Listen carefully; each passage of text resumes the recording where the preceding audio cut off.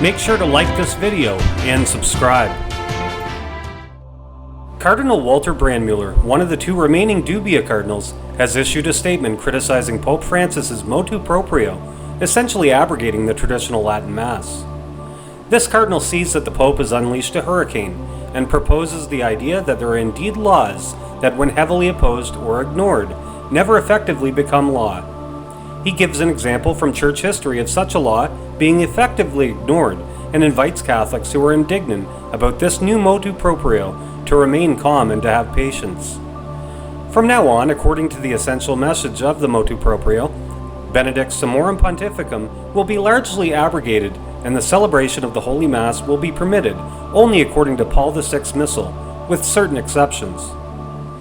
A glance at the blogger world and other media reveals how worldwide protest has erupted against the document, which is unusual in form and content. In contrast to those protests concerning the content of the motu proprio, here are some reflections which shall be made which refer to fundamental aspects of ecclesiastical legislation with regard to the motu proprio.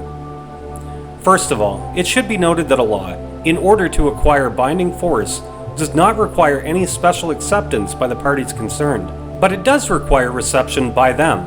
By reception is meant the affirmative acceptance of the law in the sense of making it one's own.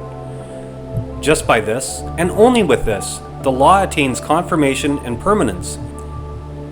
This means, however, that for a law to be valid and binding, it requires the approval of those to whom it is addressed.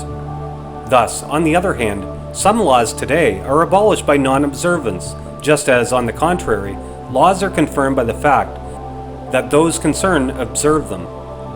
In this context, reference may also be made to the possibility given by customary law, according to which a justified objection against a universal church law has at least initially a suspensive effect.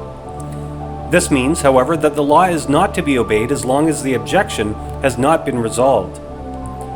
It should also be remembered that in the case of doubt as to whether a law is binding, it is not binding.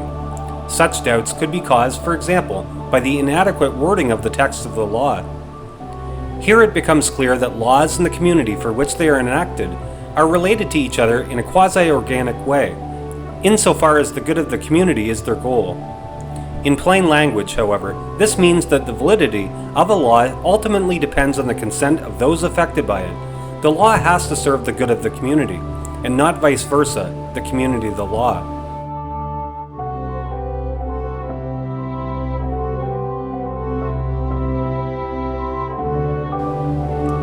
For the full letter from Cardinal Brandmuller, please click on the link in the description to LifeSite News.